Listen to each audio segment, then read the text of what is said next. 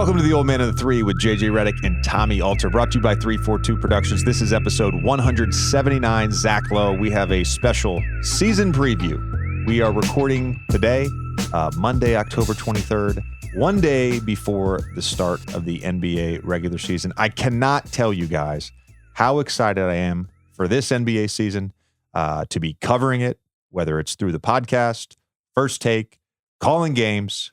I will be in San Antonio Wednesday night for ESPN's opening night. We got Dallas and San Antonio that night. We got Boston, New York in the early game. But before we get to Zach and our exhaustive season preview, I just want to temper some fan base's expectations. We do talk a lot about most of the teams. We talk a little about some teams. Every team in the NBA, all 30, at least get a mention. But there are a few teams that we don't talk about in depth. And I just want to apologize for that. I'm sorry. Some of it is timing. Some of it is just we've covered a number of teams throughout the preseason, throughout the summer. So I wanted to keep things a little fresh with Zach. And I also want to temper some fans' expectations and some even maybe players' expectations. There's a good chance that something Zach or I said about your team or your favorite player is offensive. I just want to say that right off the bat. It doesn't mean I hate you. You know I love good basketball. That's it. We're excited to give you this episode with Zach.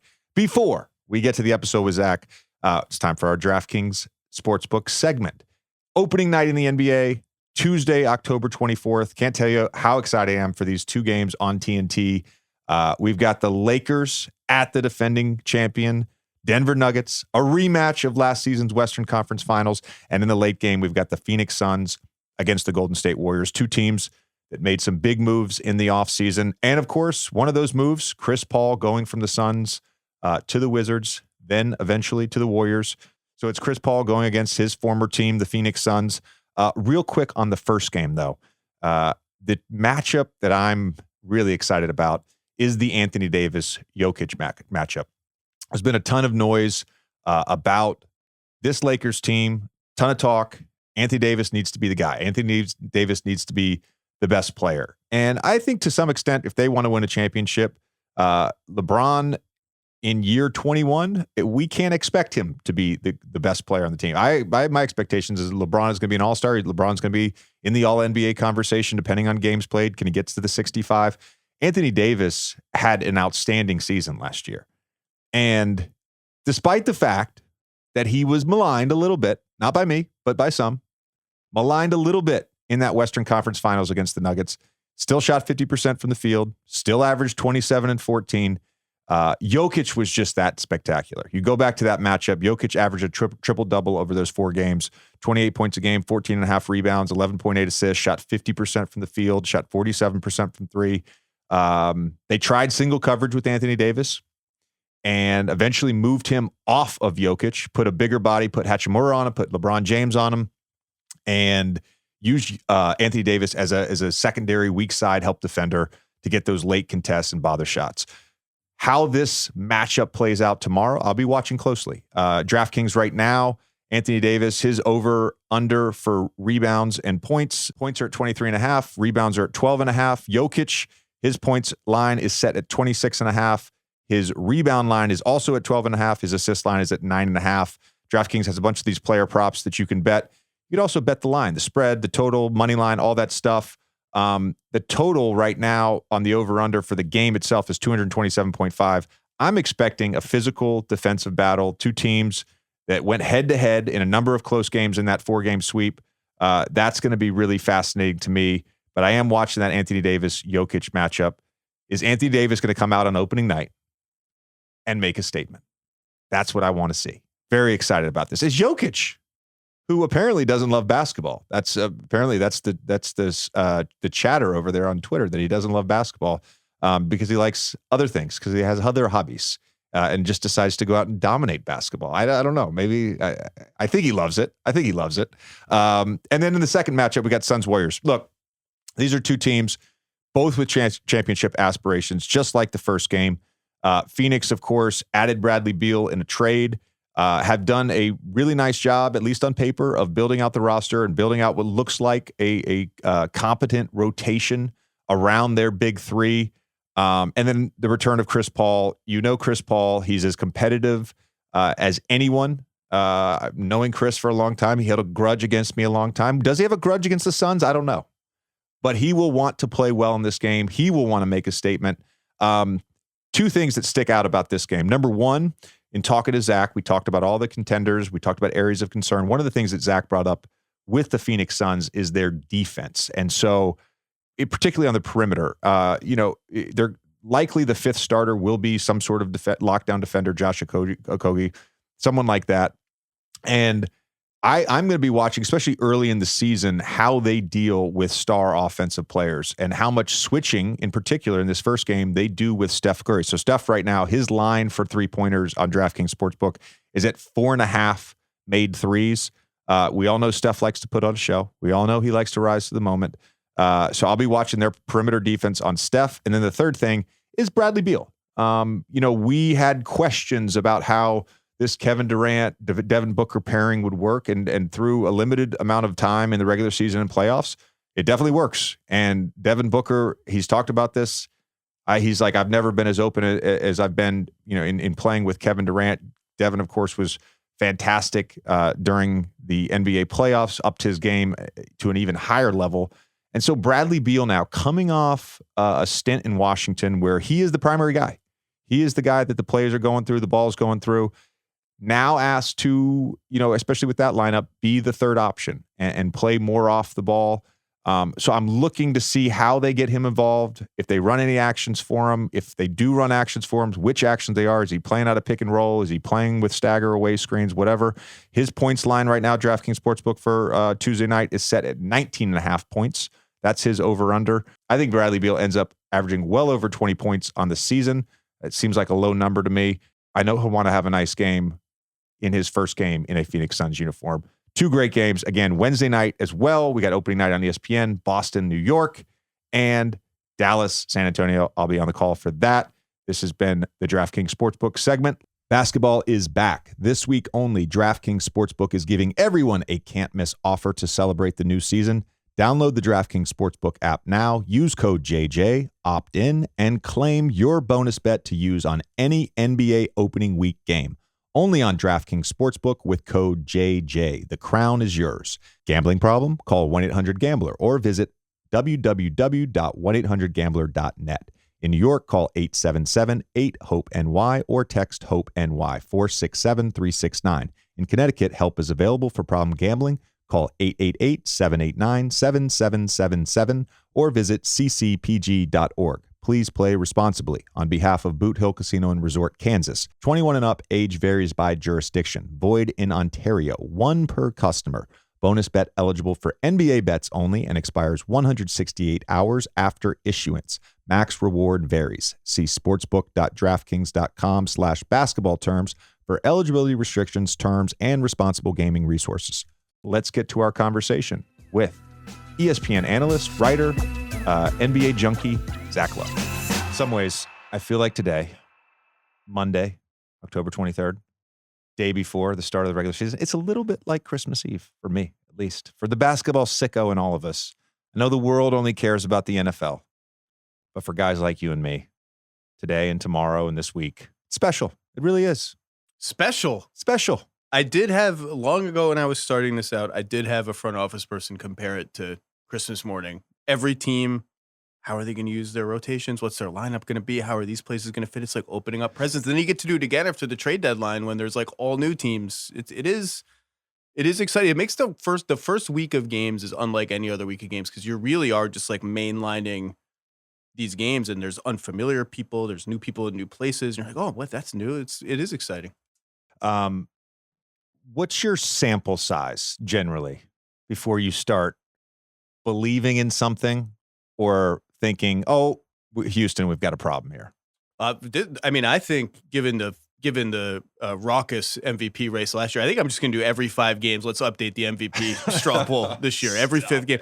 I think everyone says 20, 15, 20. I don't know. Like by game 10, you definitely notice trends that have submitted. So 10 games in, I've probably seen a team start to finish 3 or 4 times and maybe a crunch time here and there. If you start to notice the same things 3 or 4 times, like some things are cemented into their team. So I think 10, 15 games, like, okay, this is going well or this is going badly. Or these players don't fit and these players, oh shit, they really fit. Yeah. As a player, I always kind of looked at the season in quarters, the regular season. So it was like a 20-game thing to me. Even, you judge it based on how your team is playing, how you are playing as an individual, and then how sort of your competitors. And if you're on a good team, you sort of are looking at, all right, who do we have to get through in the playoffs? But as I've gotten on the other side now, I've really realized, and I knew this as a player, but I really realized rosters built for the playoffs versus rosters built for the regular season really matters. And in the 20-game early stretch, right, I don't know that that's enough data to make judgment calls on clutch time execution or even lineup data. There's that's the thing that I've really gotten into. And the more I kind of lean into that, the less I'm actually using it, because I'm like, there's some noise. I talked to Legler this morning for Old Man and the Three Things, and I looked this up this morning. It was the craziest stat, because I was going to touch on the Gobert-Towns pairing. So in that Denver series, they played 119 minutes together. All right. In the regular season, they played 128 minutes together. So what do we really know about that pairing? We don't know a lot. We know there's spacing issues, but we don't know a lot. But that's the thing. Like, there's the numbers, and then there's like, obviously, if the numbers are extreme one way or another after 15 games, you can't just be like, well, this ironclad, this doesn't work or this works. But you will know, like, if Cleveland's offense with the 2 big guys is still looking clunky against the wrong opponent. It didn't look clunky in the regular season last year. That's weird, to your point about regular season versus playoff. If you can sort of eye that stuff, Memphis, similarly, like, amazing regular season team, their half-court offense was a red flag all of last season and the season before for their viability. Is like, they were a good playoff team, but like a real, this team can win 2 or 3 playoff series team. Yes. Totally agree on that. Zach, every year you come out with your NBA League Pass rankings. I often talk about my affinity for League Pass. I've mentioned a few teams that I'm particularly excited about tuning into that don't necessarily have a ton of nationally televised games or games that I'll be calling, that I will be regularly tuning into them on League Pass. Your League Pass rankings, unlike mine, are not based on just the basketball product itself, but on a number of factors. We're just going to go through these real quick. This is ancient history at this point. I can't claim credit for the algorithm. The algorithm, it belongs to, Bill Simmons stumbled across it apparently on a beer-soaked parchment paper under his seat at the old Boston Garden. I don't know if I believe all of this. I come up with a different. Last year it was he found it in a bottle that washed up on the shores of Malibu. I come up with a different joke every year. All right, so all the teams are scored 1 through 10 in 5 categories. Zeitgeist, do normal people care about this team? All right, I'm assuming the Lakers probably score pretty high in that category. Highlight potential, should you linger in case some passing savant or outrageous leaper uncorks something you might never see again? I hate when people read my reading right I like to my this. face. It's horrible. Strategy, style, are they fun to watch? League Pass minutia. Announcers, uniform courts, that's where I kind of lose you. And then unintentional comedy. And you say blame Simmons, but I get that point of it. My question to you after this came out over the last few days, you've got the Washington Wizards 30th in your NBA League Pass rankings. Why do you hate the Wizards? I knew you were going to lead with that kind of tone, with that kind of aggressive, hostile tone, given how your podcasts usually go. I don't hate the Wizards. I am merely a vessel for what the formula spits out. Are you excited to watch? In fact, the Wizards were here in New York playing the Knicks in a preseason game the day those rankings came out. So I go to the game and I know that I'm going to get stuff from people within the Wizards. How do you can have a 30th? Have you seen our new City Edition uniforms? They're awesome. Yes, I've seen them. Factored them in. They're not public yet. They're okay. But and Jordan Poole that night had like 40 something against the Knicks in 3 quarters. Yeah. And I'm like, and then the next game he was like 3 of 17 or something. 1 like for that. 15. Okay, I'm glad that you're on par on top of the freaking Wizards preseason game by game stats. Look, I'm the thing that people miss is I'm interested to watch every team. Like I want to see how their young guys develop. Are they really going to start this Koulibaly kid who was on Wembanyama's team? Like, they might. They were starting him for part of the regulars. Like, I'm excited to watch it all, but like, you got to fast forward. Everyone's excited now. We're unwrapping the presents. Oh, okay, Saturday night, game 32. Here come the, I don't know, 10 and 22 Wizards with Jordan Poole shooting 31 times a game. All right, honey, I gotta hold off on the glass of wine for a couple hours. I gotta dig into this Wizards game. Like, are you gonna be that excited about it? I know. Kyle Kuzma's 10 of 27. I know you want to throw another team under the bus here. I know you want to say the 10 and 22 Wizards and who's in town to play, and you just won't say another team. Well, you know, the stock team for years and years was Orlando, because just like, you can try. Like, I could go around New York City where we are now for the next 5 hours and stop every person on the street and be like, are you a Magic fan? Are you a Magic fan? I wouldn't find one. They're just like, nobody, I can't find anywhere outside of Orlando. But this year, they only ranked 23rd in the League Pass rankings, but like, Banchero, Franz Wagner, sign me up. I'm excited. They just drafted 2 more guys in the lottery. Like, let's go.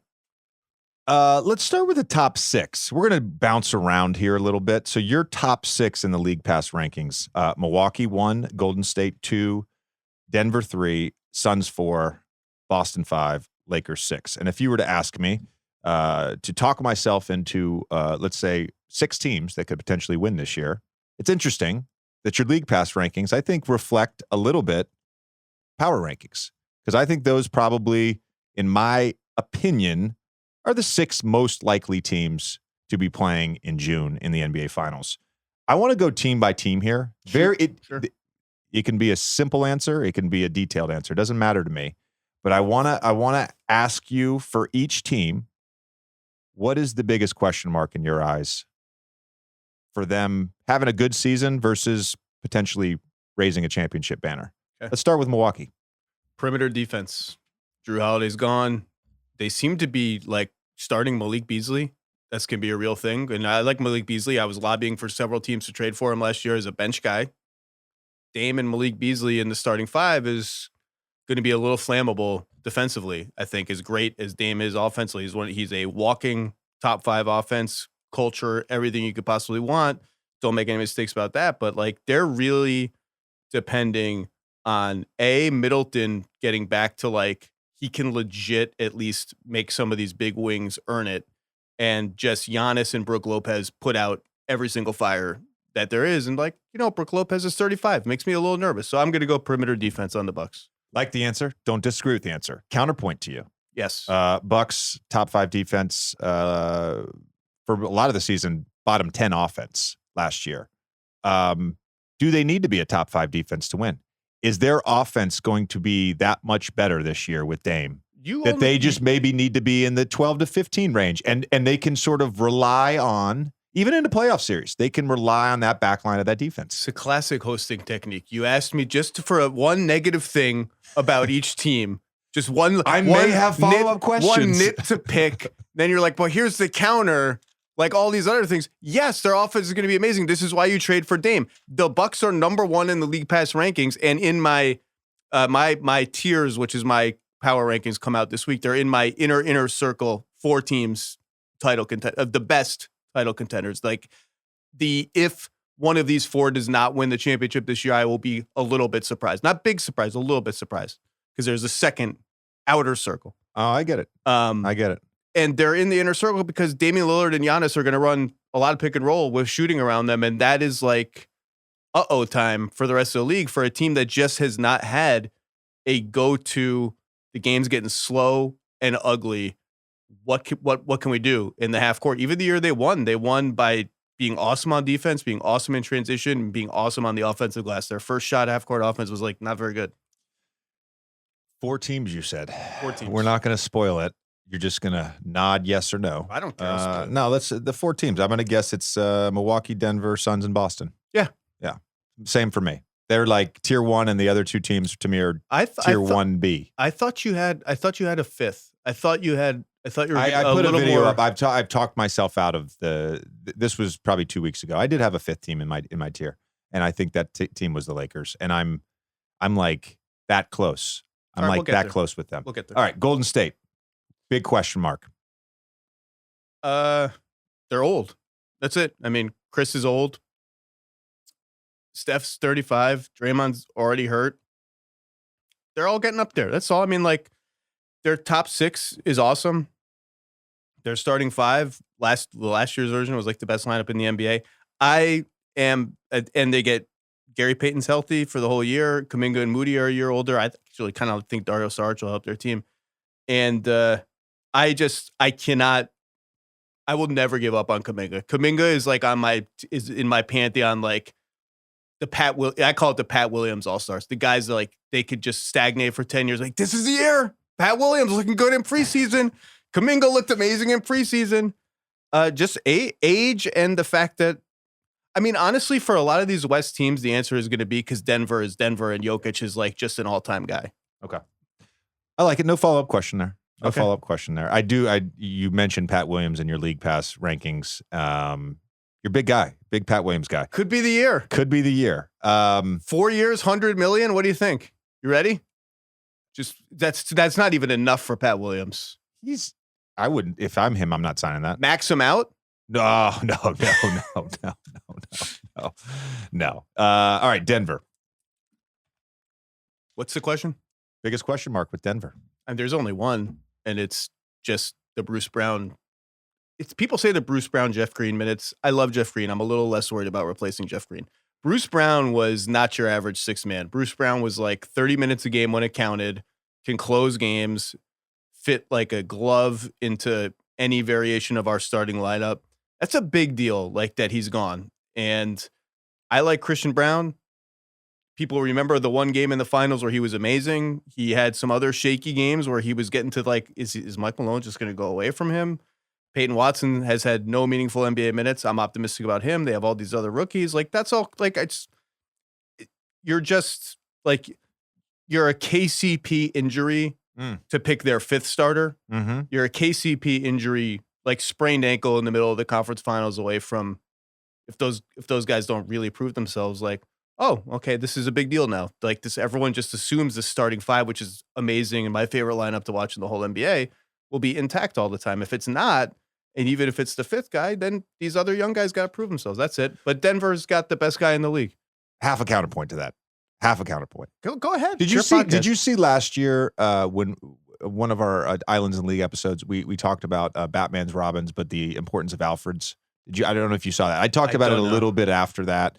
And like Derek White, like, yeah, to win, you need a Batman, you need a Robin, you need superheroes, but you also need these guys that really just star in their role. And Bruce Brown was one of the guys we mentioned, right? And I thought he was super important throughout the playoffs.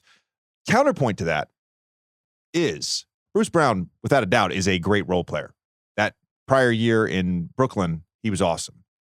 Counterpoint to that is if Jokic is the best basketball player in the world, and if Jokic is the ultimate makes other guys better, I have to assume to some degree that one of those young guys can approximate Bruce Brown. Now, maybe defensively and switchability and Swiss Army knife type stuff on defense, maybe not that. But in terms of just like the fit and feel playing with Jokic on offense, I have to assume there has to be some approximation from one of those young guys.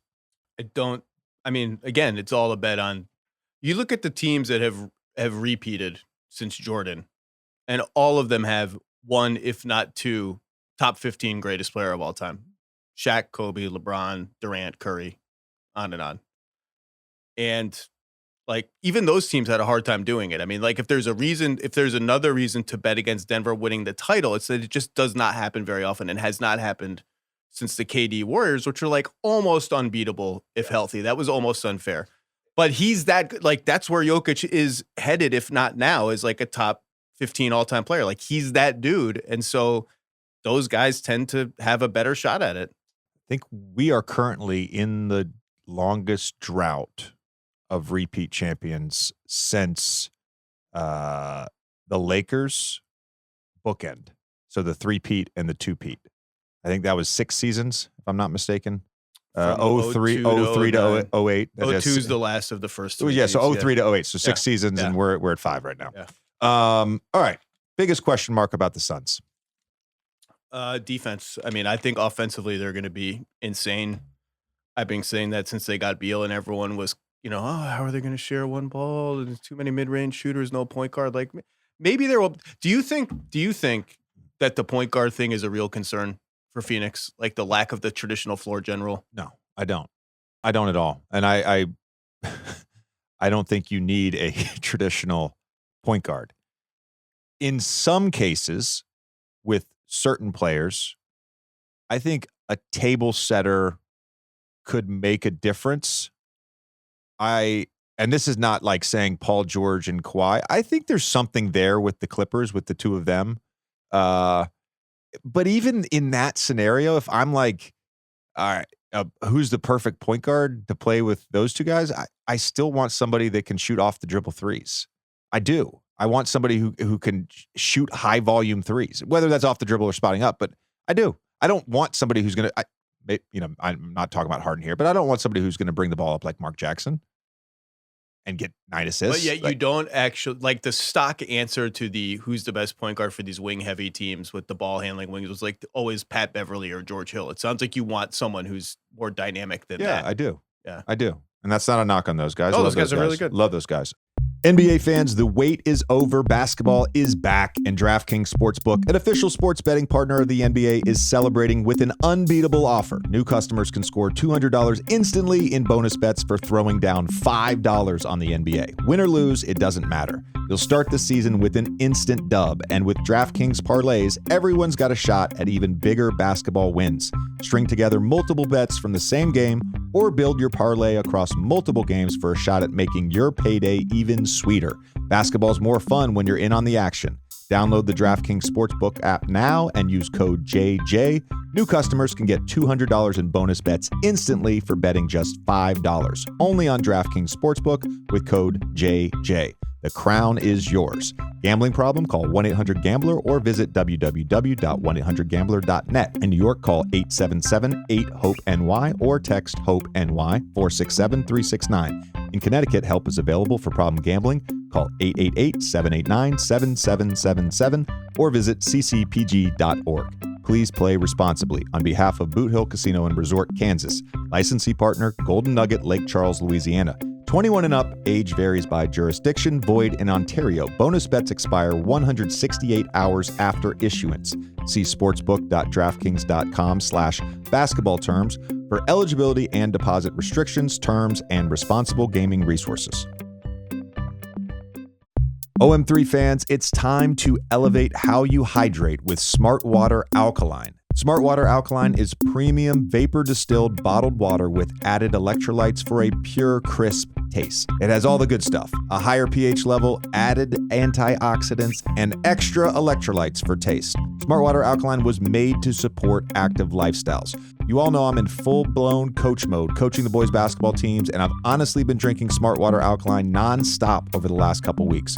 First off, it just looks really great. Super sleek feel, and it feels great in your hands. And looks aren't everything. Smart Water Alkaline has kept me hydrated on back-to-back games, going to and from the gym. I'm telling you, Smart Water Alkaline is the hydration choice for people looking to elevate in all areas of their lives. Whether you're hitting the gym every day or trying to get a bunch of kids to buy into your basketball philosophy. So be sure to grab yourself a bottle today. Smart Water Alkaline is available at a store near you. So anyway, defense. Yeah. Defense. No, but look, you look at Book as a playmaker. If you look at the regular season in terms of like counting stats, like there's some plateau to the total assist numbers or assists per game, whatever. It's pretty damn good in the playoffs last year. 7 a game, I think. Yeah, I think it was over 7 a game. Kevin, obviously, he's a guy, he's talked about it before. He gets double teamed, he's going to make the right play. Like, they have enough. Can I tell you one thesis I have just in general on how to build a good offense? You can build a good offense in a number of ways. The easiest way to build a good offense is have a guy or have two guys who you have to put 2 to the ball. Yeah. That's it. They have 3. That's it. They got him. Beal is going to remind people, I haven't been healthy. Everything gets tainted by the Wizards' mediocrity brush. Like, he's really good, and in this role, he's going to be awesome. And I do think there is something, though, as great as it seems going to be offensively. And I saw somebody predicted today they'll have the greatest offense of all time. Just not that bold a prediction. Like every year, someone is going to be a top 3 offense in the history of the league by efficiency. I do think the math problem of they are going to have to get up enough threes. Like when they get to the highest level, if they're, it's just hard to win when you have to shoot like 50% on long twos every single game. That's the only place where I think about the playmaking. Like, are they going to make enough of the inside out reads? Because to beat Denver 4 times, like they're going to have to make more threes. Yeah, agree. But I would argue again, I don't think you need a table setting point guard to do that. Your favorite team, the Boston Celtics. Biggest question mark you have with the Celtics? First of all, I didn't appreciate that. Honestly, like it's going to be depth again. Like they have the best top 6 in the NBA. One of those guys is old, Al. One of those guys is hurt often, Porzingis. They are the only 2 big guys in the top 6. And, you know, we can talk about the Luke Cornett eclipse if you want. Like, I'm be a little nervous if that dude is playing more than spot minutes in the playoffs. I like Luke Cornett. He's fine. I think Peyton Pritchard's good. I think he's like a legit good bench guy. Yes. Hauser is decent.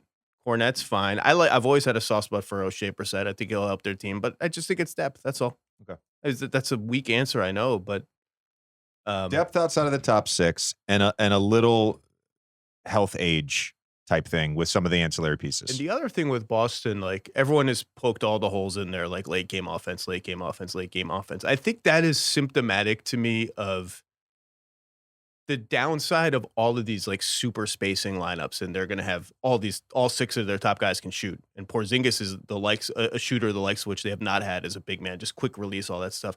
The downside of those is like they go through whole games where it's like, did they try to get to the rim at all? Like, was there any rim pressure here at all? They don't get to the line much. Like, they got to find the balance between. It's cool that we can like drive and kick.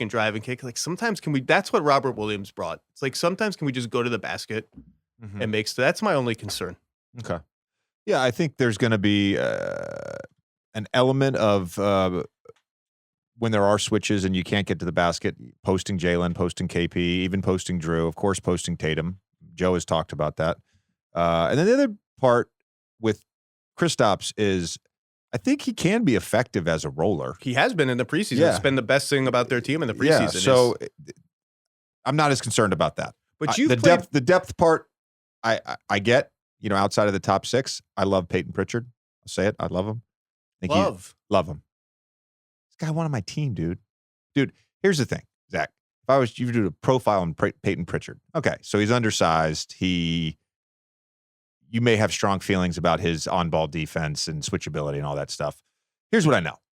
Motherfucker competes, plays his ass off, and loves basketball. They talk about his practice. Loves basketball. They talked about his he's an MFer in practice. Yeah. You mentioned rolling to the rim.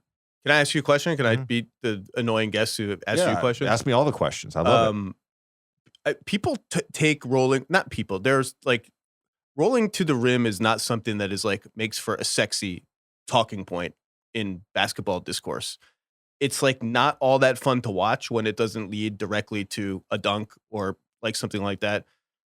But you talk to coaches around the league and even some big guys, like there are some big guys who just don't want to do it. Just, it's like, it's hard work, it's sacrifice. And you can tell them over and over again, it helps our team when you do this really hard to the rim. It opens up 3-point shots. And by the way, you're probably going to like walk into a couple lobs and ones, whatever, every game. Like that's going to boost your scoring average. But like, I bet you've played with bigs where that was a little bit of a tug of war, right? It's really hard work, and it's hard. Like the timing of like I got to slow down to get the pocket pass, like that stuff is hard. It is. I immediately think of DJ. Not that DJ had never really complained about it, but DJ understood. You think about Chris Paul, especially let's call it the fourth quarter, late game, right? He's going to have the ball in his hands. You know, he's not going to just run a pick and roll and nothing materializes and he's going to give it up. So he's asking Blake sometimes, DJ sometimes, to run into a pick and roll, run to the rim, run back into a pick and roll, run to the rim. And they may not get the ball in either case, but it would open up things on the backside. You might get the ball. Yeah. I might get the ball. Matt might get the ball. Blake might get the ball, in the mid-range. So the bigs that get it, I appreciate their great sacrifice, and it is a great sacrifice. Go back to what I said earlier, though, which is how do you build a good offense? You get two people on the ball. In some cases, you get two people on the roll, right? Yeah. You're drawing a defender just by rolling hard. And I don't know KP's short roll game, a la Jokic, a la Embiid. I haven't seen him do that at like a high level. Typically it's a pop, or if he does short roll, he really stops it at about 17 feet. He's going to shoot a mid-range, or he goes all the way to the rim. I think potentially he has the touch to live in that short roll. He certainly has the height and the feel. I love the short roll, and even making plays out of the short roll. That's where I think like a guy like Jared Allen, who is not super athletic, but certainly puts pressure on the rim by rolling to the rim.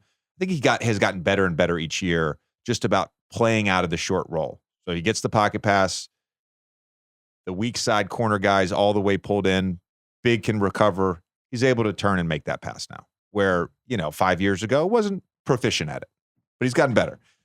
Biggest question mark with the Lakers. Again, these are LeBron is almost 40. I mean, think about that. I mean, he's almost 39, but it sounds better to be like he's almost 40. Yeah. Because 38.5 is almost 40. He'll be 39 in 2.5 months. He's 39. In about that time, he will become number one all time in minutes played, playoffs and regular season combined. Like, it's just, he's going to get hurt every year. Like, he just can't be this old and play this much and not get hurt. And so you're just banking on the type of injury and the timing of the injury being such that when it's April, he's full go. And like last year, he wasn't. Last year, he played and he played pretty well, but he wasn't the same guy because of the foot injury. That's all it takes. And they've done an amazing job rounding out the team. I thought AD, you and I have done the AD discourse thing to death. I thought he was outstanding in the playoffs, offensively a little up and down. That's fine. Reeves, I think, is legit. All their offseason signings were awesome. They still have a first-round pick to trade. They might try to do that. But, they're the guy who runs the show. He may not be the best player game to game anymore. Anthony Davis is the best player a lot of the time for them. But the guy who makes the offense go is almost 40. That's all. And then you're talking about the teams where they're all so good that the margins are just that thin. That's all. Yeah.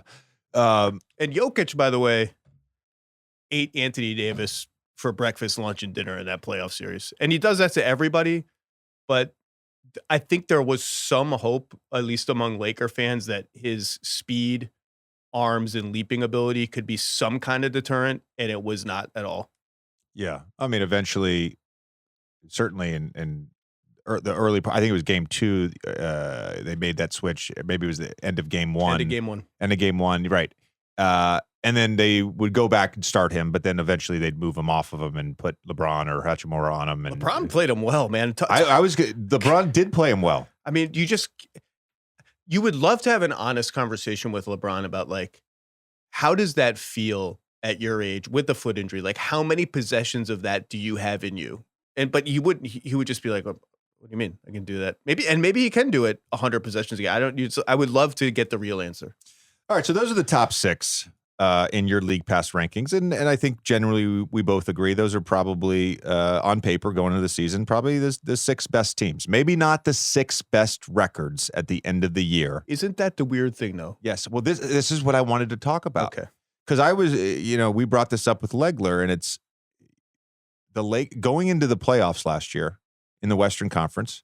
I said, I'm pretty sure there's 6 teams in the Western Conference that can win the West. You could talk me into a 7th. And Golden State's sitting at 44-38, and the Lakers are sitting at 43-39. And it's not to say the regular season doesn't matter. I still believe that it does. I think continuity matters. I think chemistry matters. I kind of got flipped on its head because I hated the way Denver played to end the season, regular season last year, and then they were just lights out in the playoffs. But you are building towards the playoffs. You're building, and there's a rhythm, and there's a whole thing with just playing together and being sharp and execution, rotations, offense, defense, all that stuff. But I don't think the regular season record matters, and I'm not sure. And I think the data would suggest this. I'm not sure that home court matters as much as it once did. Depends on the team. The numbers I've seen, over the last 2-3 seasons that keeps coming out, it's like home teams used to win 58% of the time. Now it's 56. Now it's 54. Now it's 53. That margin that home court, the advantage that had, I think is getting less and less. Even game 7s, we've seen like Warriors go on the road, beat the Kings in game 7 in Sacramento. That's a good one, yeah. Denver, though, 34-7. I think Denver, that's one of the interesting things about this season is how much do they care about getting the number 1 seed? Because as a team going for a first-time championship, I think they really cared about like, we need to have every advantage in the bag going into the playoffs because we've never done this before. Let's get as comfortable as we can. They lost one home game. I think game 2 of the finals was the only home game they lost. But what you're really kind of saying is like how big of a difference really was there between the 3rd seed in the West, who was the Kings, who won 48 games. It's not like they were some knockout 3rd seed. They were a 48-win team. The Lakers in the play-in tournament won 43 games and reset their team 60% of the way through the season and got much better. Like, there just wasn't that big of a gap. The real gap is just not having to go through the play-in tournament. That's what you really want is just we don't need this one game chaos factor affecting our playoff chances. Yeah. And to it, you bring up some of the stuff with the Lakers, but in the case of Golden State, Wiggins misses a ton of times towards the end of the regular season. Steph out with 2 different injuries. They're going to rest Clay. They're going to rest Draymond, all that stuff.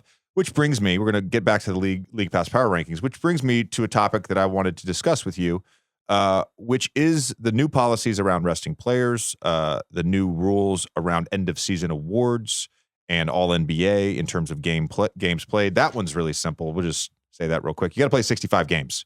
Unless you have a season-ending injury towards the end of the season, you get to 60, 61, 62, whatever. Voters can decide in that case if there's a season-ending injury. You also just can't play sub in, play a game, sub in, play 5 seconds, and get credit for a game like Jrue did so that he could get his bag for games played. And then the rule about resting players, I just want to go through this real quick, Zach, for the listeners, the viewers who don't have these things up. So the league now has a policy around resting players for nationally televised games. This is going to help me too because I don't like teams cannot rest more than 1 star player for the same game. And this affects half the teams. Half the teams in the league have multiple star players. A star player is defined as someone who has been an all-star or all-NBA in the previous 3 seasons. This affects 49 players across 25 teams. Healthy stars cannot sit out nationally televised games or any in-season games. In-season tournament. In-season tournament games, correct. So, in this case, a little anecdotally, resting stars for back-to-backs becomes even more strategic. If you have a in-season game or nationally televised game, the star player is not going to rest for that. Maybe it's the first night of the back-to-back. Maybe it's the second night. But teams will be more strategic about that. Star player must be in the arena, visible to fans. This is the interesting one to me with this new resting policy. No long-term shutdown.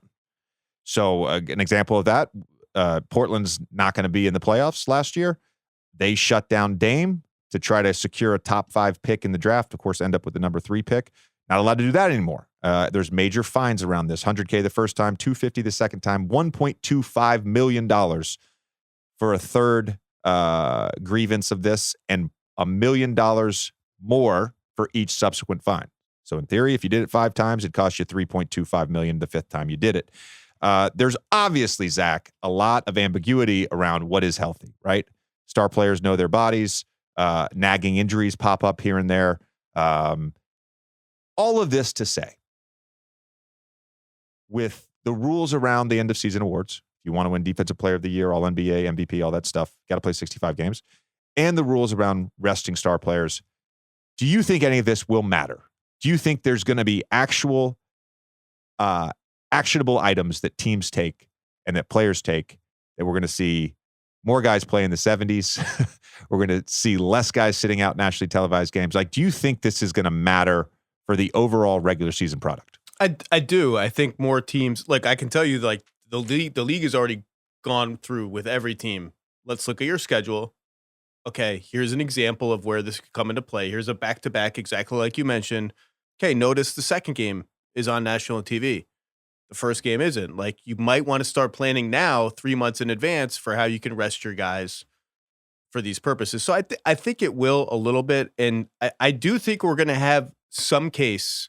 So they've set up this committee of independent physicians, right, who are going to have the right to review your internal data about why this player missed a game, what his health situation is, and then make a ruling of like, was this a legit health related thing, or are you trying to skirt the resting rules? I think that's going to happen at least once or twice. And I'm very interested to see how that proceeds. Like, do they get all the data? Like that's personal, medical, private data. How much do you get? What is it like? Literally, what is the data? What is it 50 pages of the last 10 times this guy's visited the trainer? Is like, what is it? How is that ruled upon? But I do think it will have some effect. And the 65 game thing, the repercussions for that are going to be really interesting because it's going to benefit younger players when it comes to all NBA. And it's going to make like some guys are going to be eligible for the Supermax coming off their rookie contracts, that version of the Supermax and the 7 to 9 year Supermax, all that, the higher percentages, because I mean, we've already seen it with the forward position. The third team forward in all NBA the last 5 years has been like, well, LeBron didn't meet the game threshold. Durant didn't meet the game threshold. Kawhi never meets the game threshold. PG didn't. I think it's going to benefit younger guys who just play more. It's really interesting because when I texted you about this yesterday, I feel like every time the league or the union, even I lived through this with our, union and when we would negotiate things, I think every time we come up with a new rule, there's unintended consequences. And I think in some ways, overall, it's going to be a net positive because guys are going to play more. I think for a fan in particular, if you're not live in person at the game, it's going to benefit you because the star players are going to play in games. I called roughly 25 games last year. I probably had 6 or 7 of them where we get to the arena and it's like second night of a back-to-back. Shea's not playing. Oh, man, this is my one Shea game I get to call this year. All I fucking prepped for. And think about Shea. It. You have free courtside seats. Yeah. No, it's the greatest job in the world. But the air comes out of the balloon for everybody. Yes. I mean, you have a certain X percentage of fans are just there to have a beer and chill with their friends. But there are some friends like I've been looking forward all day to like this dude could pop off for 45.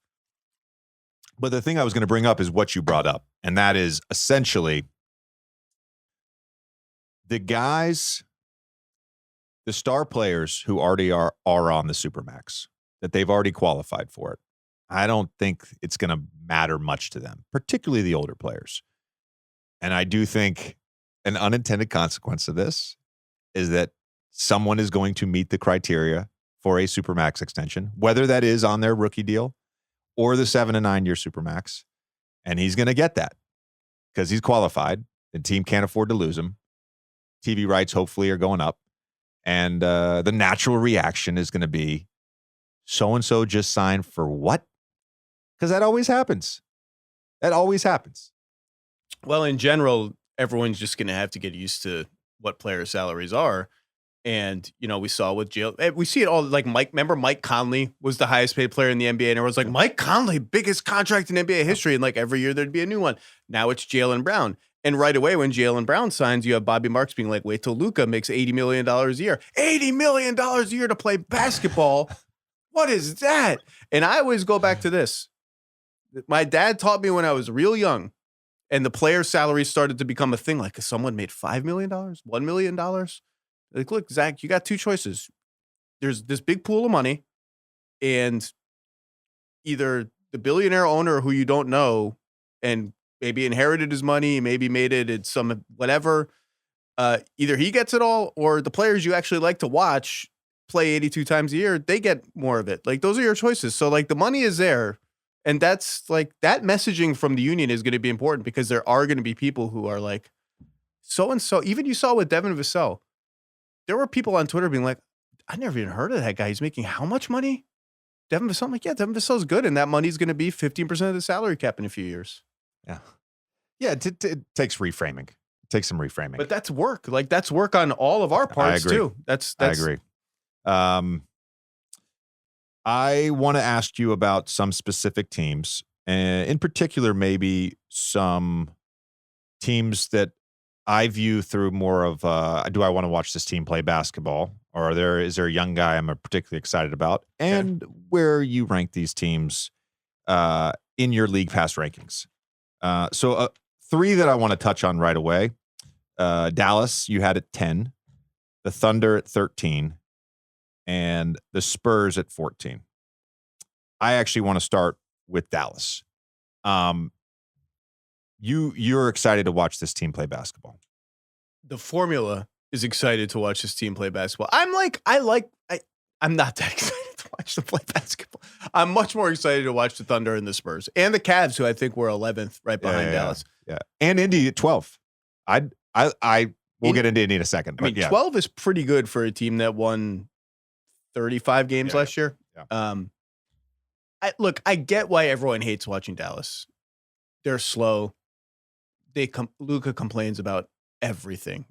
And the chemistry between him and Kyrie was early in its development last year. It wasn't like that attractive to watch. I don't know. I like watching Luka play. It's weird to say this. I love watching Kyrie Irving play basketball. I love watching Luka play basketball. Right now, I'm just not excited about the Dallas Mavericks. Like, I'm not high on them. And I want to ask you specifically about the defensive component with this. They were good on defense the year they made the conference finals. Really good. Last year, pre-trade, they were 23rd in the league in defensive efficiency, gave up a little less than 115 points per 100 possessions. Post-trade, they were 25th, gave up over 118 points per 100 possession. And then there's some stuff with particularly rim protection, and it got bad. So 10th in points in the paint prior to the trade, 25th after the trade. Restricted field goal attempts, so just the total number of field goal attempts at the rim. They were 8th in the league prior to the trade, 17th after the trade, 17th in field goal percentage defense in the restricted area, 28th after the trade. I had my guy Perry, because I'm prepping for the game, I had him pull up a bunch of defensive clips from after this trade was done. And the thing that really sticks out to me, yes, they don't have rim protection. They're also awful at the point of attack. And the joke was, and it's a joke, because I'm not knocking anybody, but the joke was, I was like, watch this clip, and I texted him, and I was like, I think they should have traded for Jrue and not Kyrie. It would have solved some issues. And that's where I can't get excited about this team, because as magical as Luka and Kyrie are offensively, I don't know that they've done enough. They've certainly tried. I don't know if they've done enough to sort of address the defense itself. They actually might start a rookie at center, which, like Derek Lively is a great theoretical fit with Luka. Catch some lobs, protect the rim. The center is still the guy on defense. Like, he's still the last line of defense. He's still the anchor. Like, for a rookie, that's a big ask. And then you mentioned the point of attack stuff between Luka and Kyrie. And I think, look, obviously they traded for Kyrie before Jrue Holiday there was even a whiff that he was not available, period, at that time. This time around, I think they would really have liked to get into the Jrue Holiday derby. They just didn't have enough stuff. I know it wasn't a thing at the time. I meant just from like a need perspective. I just, that's what stood out to me watching the tape. I'm like, you watch their guards and pick and roll. Yeah. Okay. You're funneling, right? You're doing the ice, you're getting it down to the sideline or whatever. You're doing the coverage right. But in terms of like actually making an impact on the ball handler and his reads, not a whole lot there. And it becomes super hard for that big guy. Like, if your point of attack defense is just bad across the board, the amount of space that ball handler has turning the corner, that big guy is all of a sudden almost on an island. Like, I don't even know what the right choice is here. I got all bad choices in front of me. You're going to make a rookie make those decisions this year. Maybe. By the way, maybe I am shitting on the Mavs a little bit. You are. I am fine. Some positivity here. All right. Maxi Kleba hurt for a lot of last season. All right. Hopefully he's healthy for a year. I think Grant Williams, 2 years ago in particular in Boston, last year, I think for him personally was a funky year, being in and out of the rotation. 2 years ago, I thought he was really good defensively. So they have two switchable sort of components there. I like that front court a lot. I like Josh Green. I actually love Josh Green. I think he plays hard, shoots, competes, all that stuff. He's not a big wing. We're talking about, big wing stoppers when we're talking about the Bucks. He's not a big wing. So I think as much as they tried, who knows how much Prosper, the rookie's going to play for Marquette, but as much as they tried, I don't know that there's enough defensively where we're going to be saying 3 months from now, 4 months from now, this is a championship contender. And I don't know what this team's ceiling is as currently constructed. So the counter to your counter would be, we've seen teams be enormously successful, including Denver last year, with the formula of top 2 or 3 offense, average defense. Yep. Why can't we be that? And it just doesn't feel like they can be that. Maybe it's the average defense that's a stretch. Top 2 or 3 offense, like if you look at their numbers when they had Kyrie and Luka on the floor, it shouldn't be that much of a stretch. And yet that feels like a stretch to me for some reason. I don't know why. Yeah. With the Thunder, who you had 13, I probably put them in my top 5 for teams I'm most excited to watch on League Pass this year. We spent some time in Oklahoma City last week for the pod. That episode will be out next week. But Ooh. Yeah, we don't give it away early.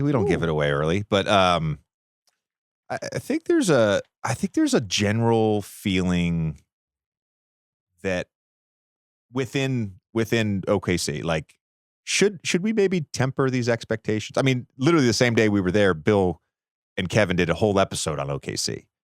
Nekias Duncan that morning when we were recording The Old Man and Three Things said, I think best case for them is home court advantage in the first round. To me, that's a big jump. And I'm not saying it's not possible, but I want to get your own sort of feeling because I this offseason, when we haven't been able to talk about actual basketball on the court, we've talked about OKC a ton. I'm as high on OKC as anybody and potentially what that team could look like. Where are you right now going into this season with them? So I think it's possible to hold both two views at once. Their ceiling is home court advantage in the first round. Just because you and I just talked about how the Lakers and the Warriors may have the third and fourth largest championship equity in the West, but might also be in the play-in tournament because of age, injuries, whatever. Like 48 wins got you third last year in the West. If the West looks like that again, absolutely the Thunder could be a top 4 team in the West. I find like our buddy Bill is talking 50 wins, similar leap to the big mega leap the Durant team took. Yep. That was the comparison. Yep. And good. I see why, because this team has a true blue superstar and all the young guys just seem like they have the right skill sets. They're gamers. They're tough. They amplify each other. They're hungry. Chet's got some swagger. Like you can feel this crescendo happening. And I just keep coming back to like, man, it's hard to win that many. Like I think their over under is 45.5. I actually took a very slight under on that. Theoretically, I don't gamble. Just because the collective youth, it's just like you just don't see teams that young win that much. And once you get past their starting 5, it's a lot of question marks. It's like, is Trey Mann a real guy, or is he just kind of hit some fun step back jumpers in garbage time? Ousmane Dieng, is he anything? Big Jalen Williams is a good backup center. Kenrich Williams, I love, but it's a lot of like, it's just like Kason Wallace. Is he going to play? Like, is most rookies, particularly that come off the bench, are not very good. I have had the feeling that, yeah, if everything hits right, top 3 or 4 is in play. Just everything doesn't hit right very often, and young teams they don't go like this very often. Sometimes there's like a this, and then a this, and then that's all. Yeah. Well, I bring up the Thunder partially because the other thing ESPN did was their annual future power rankings. OKC was 3rd. And this stuff is ranked on a bunch of different. OKC was 3rd in future power rankings. They were draft capital, baby. I'm actually surprised they were 3rd, is what I'm saying, and not 1st. So the power rankings. I haven't read them yet. Maybe I should. The power rankings are based on current players, okay, management, money, market, and draft capital. So Boston's 1, Denver's 2, OKC 3. When I think about Denver, let's say, you're right. It's not a linear path to a championship, but there's certainly that one season for a lot of teams. I think it's rare that unless you're getting LeBron James, Chris Paul, or Chris Bosh and Dwayne Wade, like you don't all of a sudden just immediately become a championship team, right? There's growing pains for this core continuity, right? certainly with Denver in like 19 and 20, you're like, oh, that team could be a championship level team, a championship team someday, right? Took a couple years to get there, some because of injury, but you saw it. I think with the 6 teams that we mentioned at the outset, Milwaukee, Golden State, Denver, Suns, Boston, Lakers, like we know what they are. Who's the next Denver though? Like who's a team where you're thinking whether they win a championship or not this season, there's something, they have a good year, they're building off of this. All of a sudden, I view this team or this organization as a championship contender sometime in the next, call it 2 to 4 seasons. I mean, OKC could definitely get there 2 to 4 seasons if that's the window.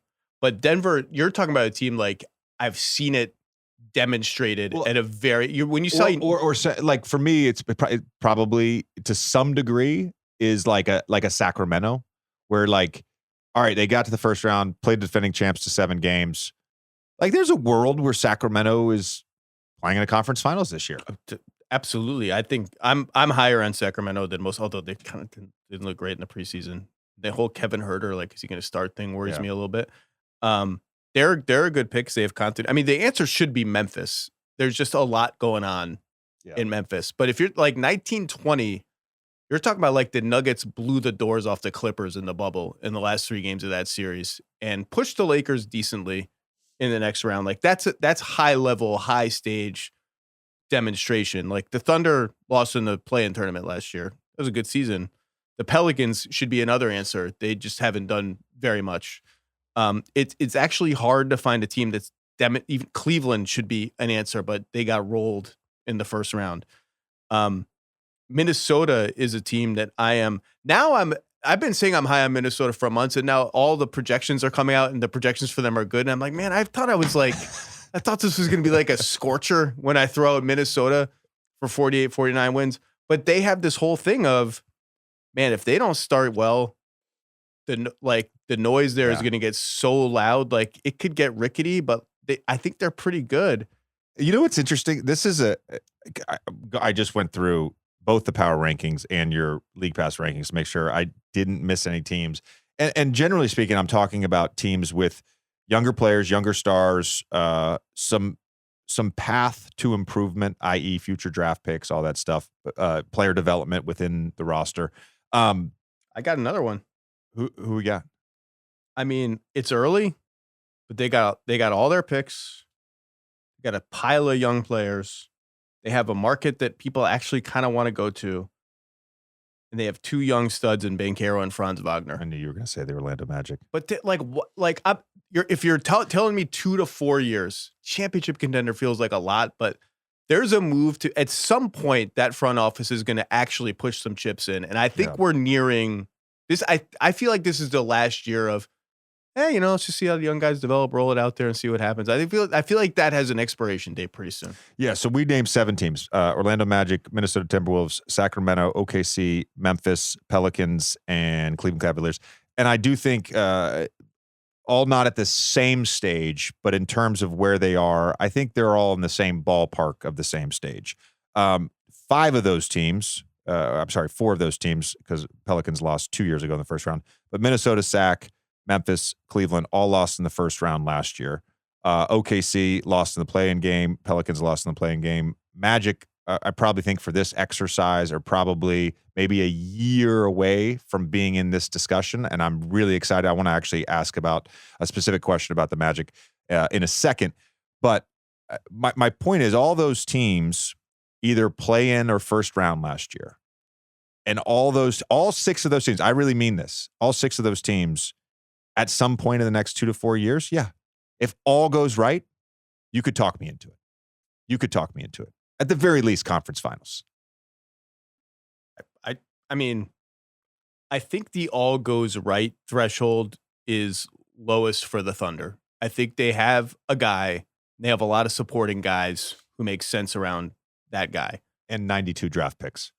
92 to 94 draft picks. Minnesota, like I mentioned, they got a lot of questions hovering over their team. Cleveland is going to have questions hovering over their team if they don't do well this year. Zion, I'm at the point with Zion and the Clippers, where I am with the Clippers, where it's like, I'm just not going to believe that he's a fully healthy participant for the bulk of the season, including the meaningful parts of the season until I see it. But yeah, it's interesting that none of these teams have really put together that kind of playoff stretch where like, all right, I see it. Right. I see it coming. And there's a team, it's kind of crazy that we've been talking for 45, 50 minutes, whatever it is. And Miami has just not come up at all. And Miami has made the conference finals 3 of the last 4 years. Like they don't fit into any. I feel like you're throwing shade at me. No, it's like I'm ignoring them. You don't think that I had a Miami related topic and question prepared? Into any category of like team. They're just even in the. I keep writing this and saying this because I think it's astounding. This 4-year stretch with Jimmy, finals, first round, conference finals, game 7, finals. They've won at a 48-win pace in the regular season. Like it's just they're just like an okay to good regular season. I just have no idea what to make of them. None. Yeah. The question I have,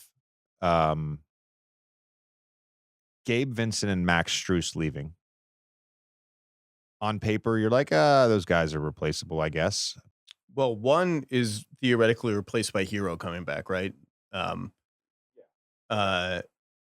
But yeah, I mean, they're betting they're betting big on like Josh Richardson, like coming back into the bosom of the Heat culture and like having a big year on both ends of the floor for us. Like maybe starting over Kyle Lowry. Like they're betting big on him. They're betting big on like they think Highsmith is ready. Think Jovic can play with Bam some at the 4. Like we'll see. I just know like we get to the end of the year and it just seems like they're winning. Just seems like the Heat are here come the Heat again. Like how the hell is this happening? My expectation is exactly what you talked about with this team. I think they're going to I don't think they'll be in the play-in this year. I think they'll figure out a way to be in the top 6, which is probably where we're going to go next anyways. But I think they figure out a way to be in the top 6, and I don't want to play them in the playoffs. I don't want to go against Spo and Jimmy in the playoffs. My sense from everything I've read and all the quotes is like Tyler was in trade talks all summer. And Tyler's a worker. He worked his ass off and feels like he's now new chip on his shoulder and is poised for an even better year. And if Tyler Hero's even better, yeah, I'm confident they're going to be a good regular season team.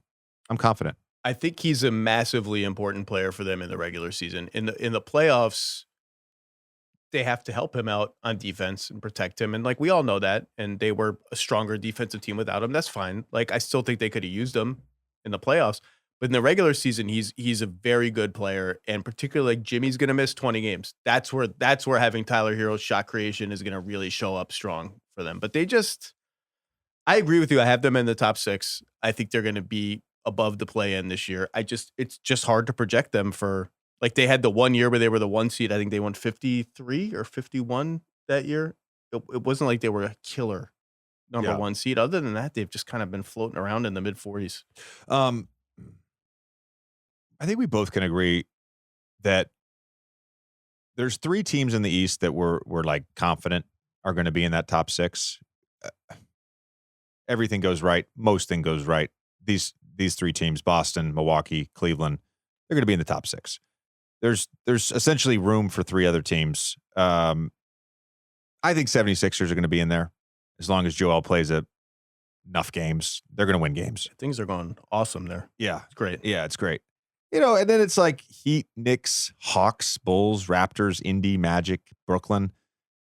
You may be high on Charlotte. I'm not. Pistons, Wizards, I don't think are going to be in that top 6. I'm happy Pistons are one of the teams on my sort of top tier league pass rankings. I'm actually happy to watch their young guys develop with Monty, but what's the likelihood of, say, an Indy, Atlanta with Quinn for a full season, the Magic, who we mentioned, jumping into that top 6 and securing a playoff spot? I think Atlanta's got a shot. I weirdly like the Hawks.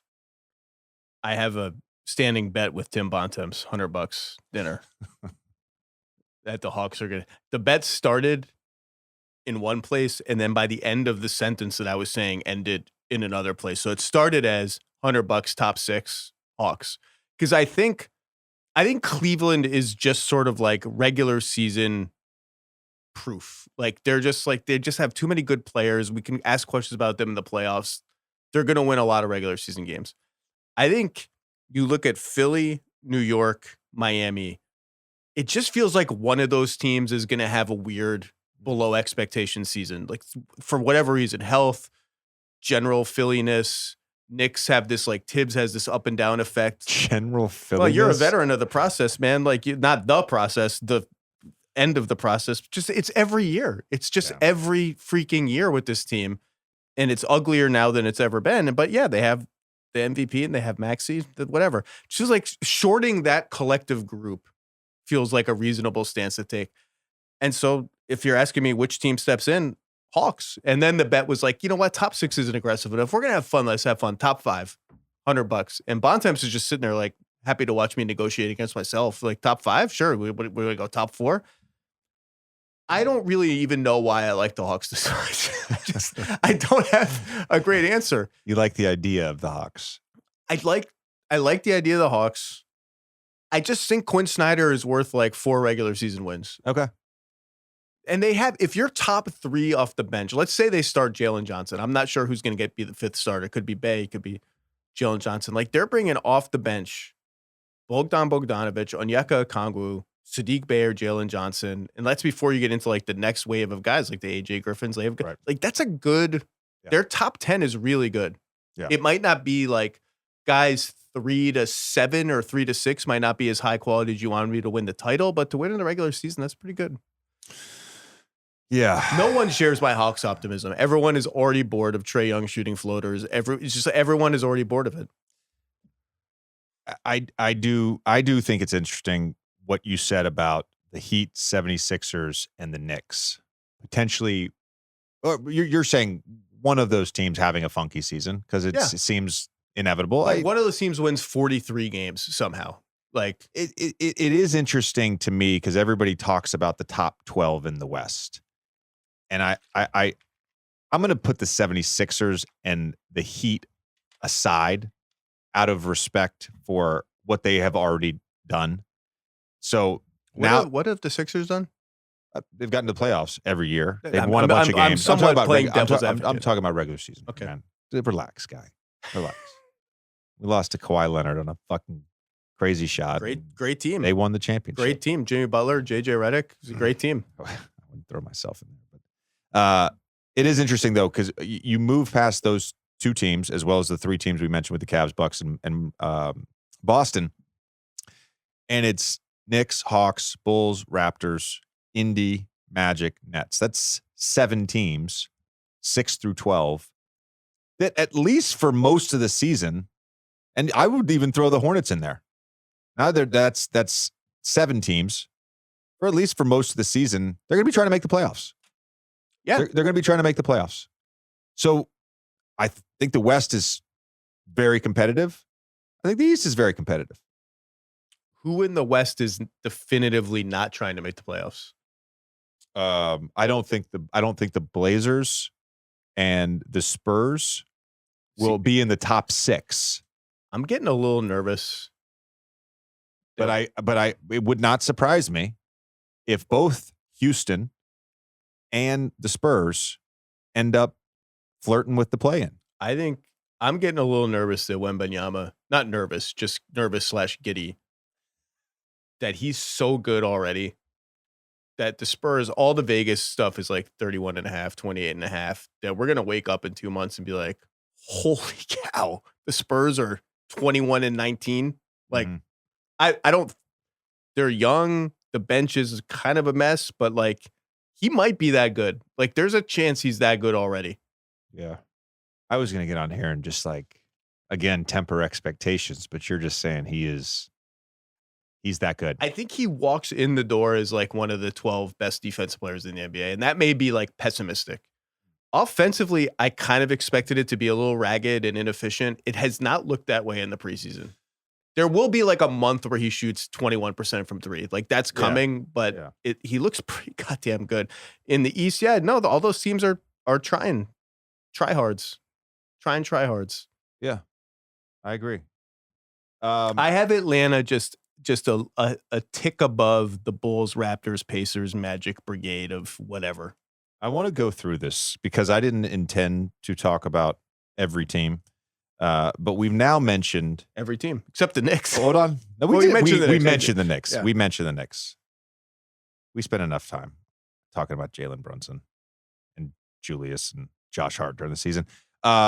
Teams we haven't mentioned, which is one I wanted to get to, which is the Clippers. We'll jump there in a second. Have not mentioned Utah either. Okay. When people talk about the top 12 in the West, do you have Utah definitively in sort of the same conversation with the other 11 teams? Because that's been a point of topic. Like, the West is 12 deep. The West is 12 deep. So I'm lower on Utah. I've lost track of who the 12 are. But like everybody except the Rockets, Spurs, and Blazers. I have them with the Rockets and the Spurs. Okay. Which sounds insulting to a Utah team that won 37 games last year. And most of its players are younger and improving. I just think the West got way better all around them. There are just no easy wins to be plucked, and their guard rotation is still such a jumble. Like, it's just hard for me. They felt jumbled last year, and Will Hardy and the team the players found a way to kind of figure it out. Feels like they're going to have to do that again in a conference that is just better. And so I'm a little low on Utah, like 35, 36 wins. Not anything horrible, but okay. I don't have them in the same tier as the other teams. And lastly, in the Western Conference, and I do want to ask about the Brooklyn Nets. Lastly, in the Western Conference, I feel like we've spent a ton of time. I'm sure you have. I have. Tommy and I have as well. Like, we've spent a ton of time talking about this Philly situation for the last 3.5 months. I'm not ever sure we've talked about the Clippers, because there's two scenarios here. The Clippers either go forward and they play this season with their roster, or they get Harden. They lose one or two rotation players, and then they've got Harden, Paul George, and Kawhi. We all saw how good Kawhi was. Like, it was back to peak Kawhi for 3.5 months of the season, plus until he got hurt in the playoffs. It was unbelievable. With or without Harden, can this team move into that tier one? Well, why does it have to be Harden? Why can't it be Malcolm Brogdon or guard X, who costs less than Harden and becomes available in a month? Yeah. I'm presenting you with two options. You can add a third option. There's nothing wrong with that, Zach. Nothing wrong with third or fourth options in the NBA. I'm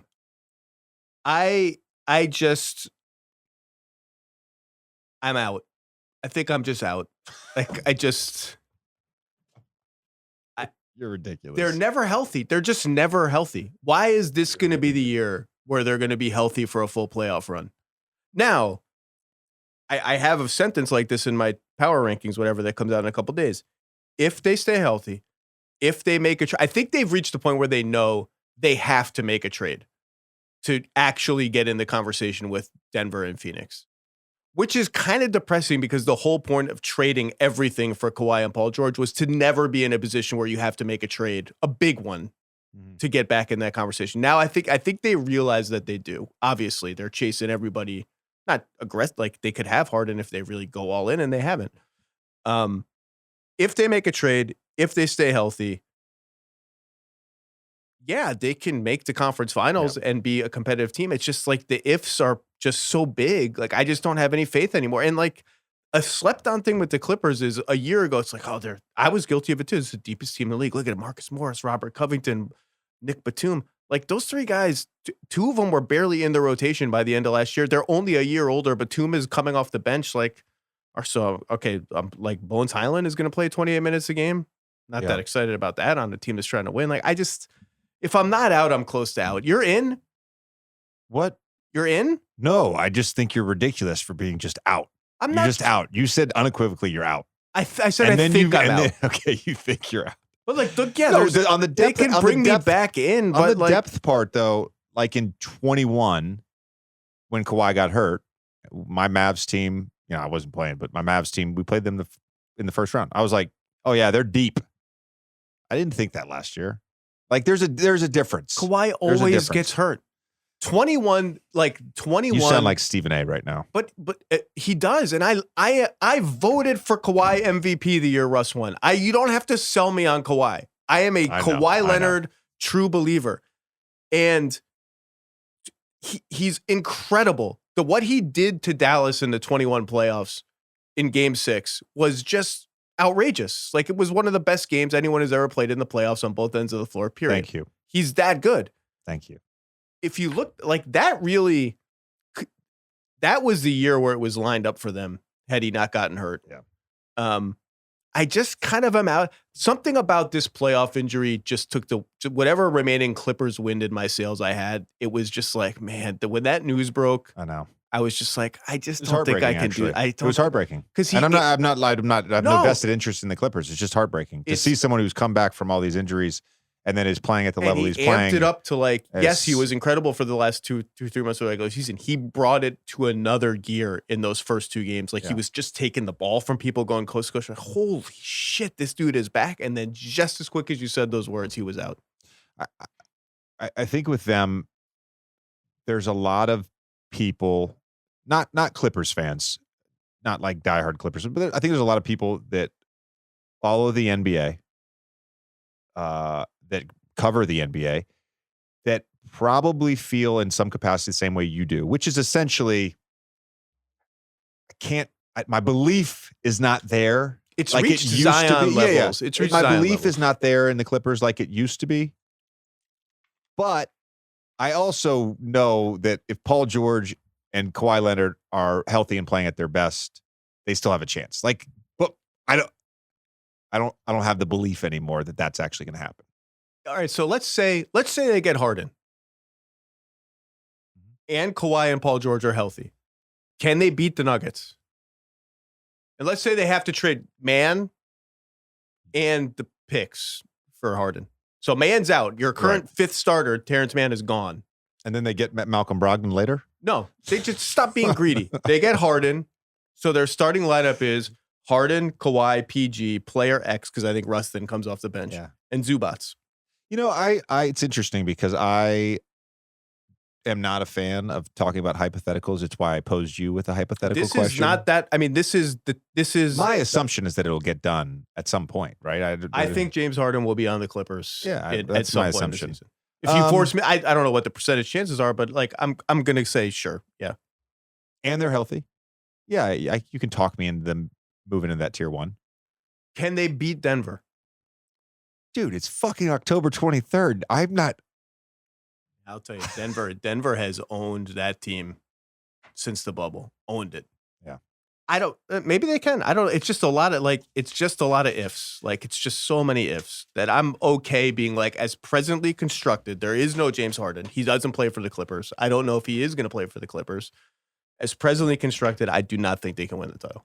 What's wild to me, though, is you said very specifically on our text yesterday, you said, do not ask me for predictions. And now I didn't say that. Yes, you did. You said, don't ask me for predictions. Oh, no bullshit. There were specific predictions that I want to out of courtesy to our employer that I would like to save for other platforms. Not because I don't want that, because I don't want to make it. I will predict every award.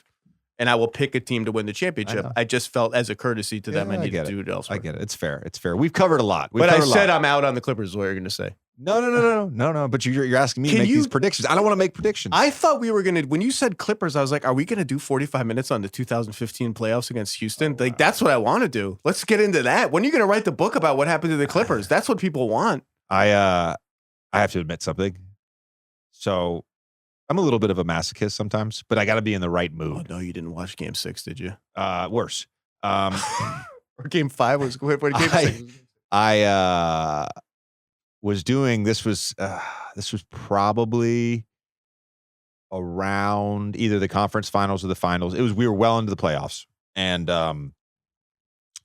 I was on Second Spectrum doing some video polls and some data research or whatever.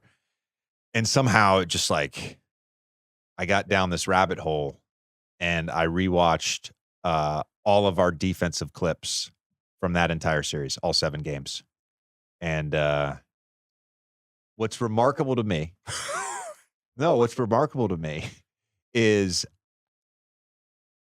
when I watch the playoffs, so I watch basketball and I watch, Bucks versus Suns in 21 is a great example. I'm not saying the series would have been totally different, but oftentimes you can point to like 2 or 3 plays. Yeah. Right? Over a 6-7 game series, there's 700 plays. And I always make this argument. I'm like, the average play in basketball is not worth the average play in football. You get a pick 6 in football, it's worth a lot more than you dunking on someone. It's still worth 2 points. So you're going to go down and score 2 points I right there. always say the most impactful play I've ever seen in a sporting event in terms of swinging the odds was when James Harrison at the end of the first half in the Super Bowl returned a pick 6 touchdowns. Like that was like, it matters more than just another 2 points at the end of a first half in basketball, right? But it's weird that I can say that, and then I can look back at that Clippers series and be like, dude, it was like 3 or 4 plays. 3 or 4 plays away from the conference finals. what were the plays?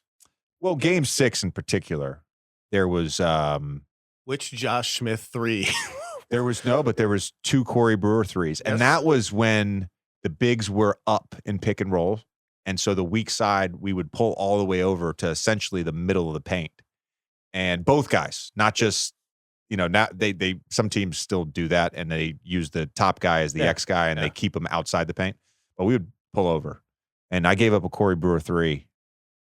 And granted, it wasn't like a high urgency, we call it cold guys, hot guys. Like Corey Brewer wasn't a hot guy, but he had a 3. And then he had another 3 later. And I think about those 2 shots a lot. Everybody talks about the Josh Smith 3s. I have to think about those Corey Brewer 3s all the time. Then in game 7, This is fantastic. in game 7, before they sort of pulled ahead, we had some opportunities, some missed opportunities where it's like, all right, we can take some momentum here, maybe push this lead, whatever. And then even down the stretch, we're frantically trying to come back, and a couple plays go our way. A 7-point game turns into a 1-possession game. Instead, we're going home crying in the locker room. Thanks. This is what you got to write. There's been a lot of Clippers content. I'm now hijacked. You don't even have to come on my podcast to make up for this. Now we can just do the whole Clippers thing now. There's been a lot of Clippers content from that team, like books, but some of the, Chris Paul's new book is amazing. None of it is about the Clippers. There's been like 9,000 Donald Sterling related documentaries. Right. Let's get to Blake punched a trainer in the face and how much did Chris and Blake dislike each other by the end? What the hell happened against you? Let's do it. Yeah. Maybe not now. I don't think now is the appropriate time. Maybe 5 to 10 years from now. Just picture Doc's face, Doc, current ESPN colleague of yours and mine. Just this, he has a particular face that when things are going badly, it's nothing is happening on the face, like his mouth is closed, but it's like you can feel the tension, like his face is just about to crack open. Yeah. Have you? I woke up today just being super positive, and now we're going dark. We're going to dark places. Thunder today, Zach. 2014. Like what? Game 5. Game 5. We need the third. Like that's a whole thing. Literally came up over the weekend. I talked about it all over the weekend. I've never talked to Chris about that game. I don't have Talked the about it all over the courage weekend. to bring that game up to Chris Paul, even over Zoom. Game 6, we go home. We're up like 19 in the first half. Kevin goes nuts, and at the end of the second quarter, cuts it to, I don't know, a 3 or 4 point game. And then we're playing catch up the rest of the game. Even over Zoom, I don't know if I could feel Chris. I just preemptively am feeling Chris's rage about talking about the end of Game 5, which is like there's like 9 things that go haywire. Yeah.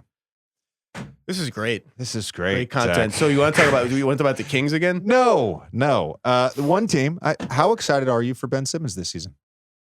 A resurgent, an athletic, a fast Ben Simmons. Well, he's looked great in the preseason, which is awesome because they have a lot of good players but like the non-Simmons version of their team has a lot of good players. Like Mikal Bridges is awesome. Cam Johnson's good. Royce O'Neal, Finney-Smith. They just don't have a lot of like pop. Like you need a guy, and Bridges flirted with this, but I don't think he's quite there or will really get there. You need a guy who's just like, can just be like, fuck this. Like, I'm just going to make something happen because I'm just that good. Like, I don't care how they were just kind of blah to watch. And he is not blah. I just hope we get to see it in real. It would be a fantastic story if he's able to do it in real games. I keep saying this, but like the only thing I really care about is he afraid to get fouled? Because if we get back into real games and he's afraid to get fouled, I just think it all cascades from there. Since we're playing some if games today, if Ben Simmons is an approximation of the pre-Atlanta series Ben Simmons, I think the Nets are going to be a fun team to watch. They're going to be very entertaining. And I love Jacques Vaughn. Zach, this has been awesome. Other than the depressing moments talking about the 2015 Clippers, appreciate the time, man. Always a pleasure. Your content is first rate, and it's truly an honor to be on the illustrious guest list of the Old Man of the Three. All right, Zach, last question, the Roback question. A reminder to our viewers that you can use the code OLD on Roback.com for 20% off your first purchase. That's RHOBACK. Roback.com, code OLD. Wear the gear all the time. Zach, what is your favorite moment? You've covered the NBA for a long time. What is your favorite moment in covering the NBA during your career? Wow. Okay, so you didn't prep me for this, so I'm going top of my head. It's going to be an obvious one, but I'm going to explain why. I will never, ever, ever forget, as long as I live, what it felt like to be in the building for Cleveland Golden State Game 7, 2016. For that entire game, because of Game 7, I don't have to take notes. I don't have to worry about what happens in Game 8. There's no adjustments. I had the laptop like this. I'm not tweeting. I'm not looking at Twitter. Just watching the game. I was on Radio Row, which is like one level up in like center court. And I could not even sit still. And the moment is obviously the block. And the block happened. And the game was remember, there was like 4 minutes where the game just did not stop. It was the most tense. I almost wanted it to stop because I couldn't take the tension anymore. When the block happened, and it happened right in front of me, like I was looking at that basket, I got up from my chair, almost knocked the chair over because I knew 3 seats down was a monitor that was about 5 seconds behind the live action. And I watched that block happen in front of me, and I thought, there's no fucking way he got that. No way. That's a goaltend. And I had to immediately go see. I almost knocked over the chair and fell and almost elbowed the guy, whoever the poor sucker was that was next to the monitor. And I watched, and the game's still going on. Like, for all I know, Curry could be hitting a transition 3. Like, my mind just stopped. And I went and watched the monitor. I'm like, he got it. He actually got that block. So that's an obvious one. That's a great one and a great story. I can't even imagine being in that building for Game 7. That's... I watched about 50 feet to my left, and I was watching them now and then. We're like 6 members of the Cavs front office. Got these seats, courtesy of the Warriors, and it's them in suits and ties, just surrounded by blue and yellow fanatics. And I would watch them sometimes in the fourth quarter, particularly, because I feel unbearable tension. And I peek over to them and be like, I just don't even understand how they're watching this. And it was such a one of a kind game. That's so cool. All right. Thanks, Zach.